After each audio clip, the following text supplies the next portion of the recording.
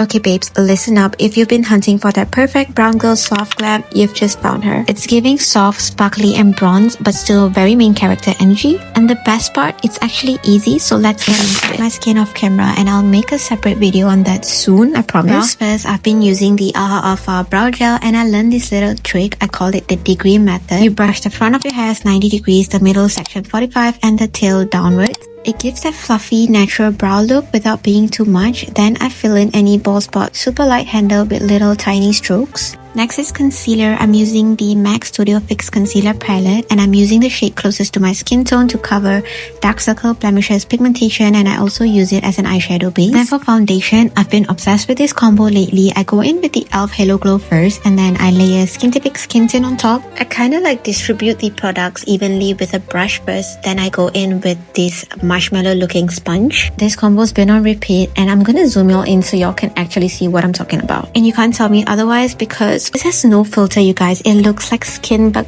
pretty and glowier.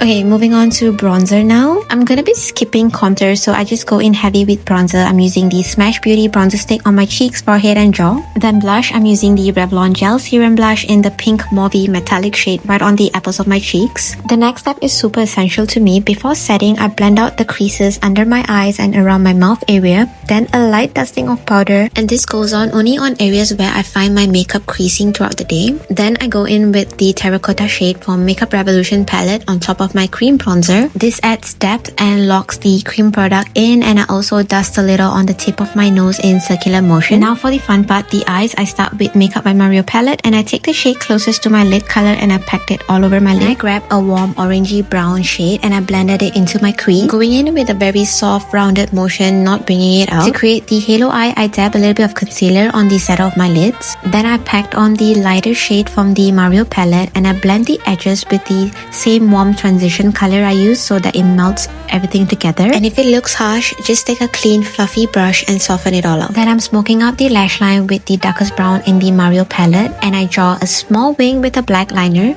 Then I smudged it out with an angled brush and I set it with a black shadow so it stays put. Okay, now for some extra definition, I use the Canmake Creamy Touch Liner in shade 03 to tightline, and I extend a little into the inner corners. This gives that subtle cat eye effect. Then to balance the whole look, I smudged the same deep brown shade that I used earlier on my lower lash line, and I sharpened the wing with a touch of concealer just to kind of clean the edges up.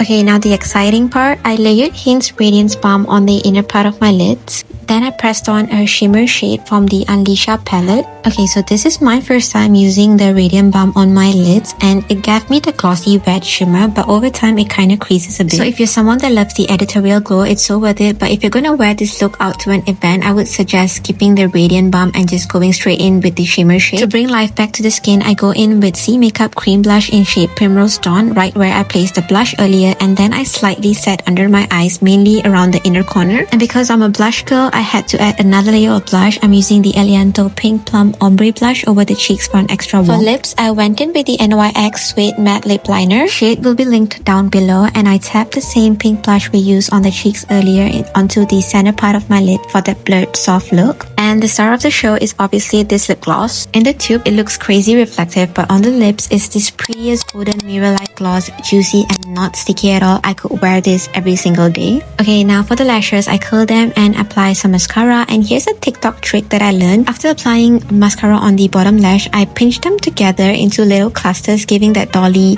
white eye effect. Then I'm finishing it off with some setting spray to melt everything together. And that's the look, babes. Super easy, super sparkly, and brown girl friendly as always. If you recreate this, I better see y'all tagging me so I can hype y'all up. Don't forget to like, comment, and subscribe, all the cute stuff, and I'll see you in the next one.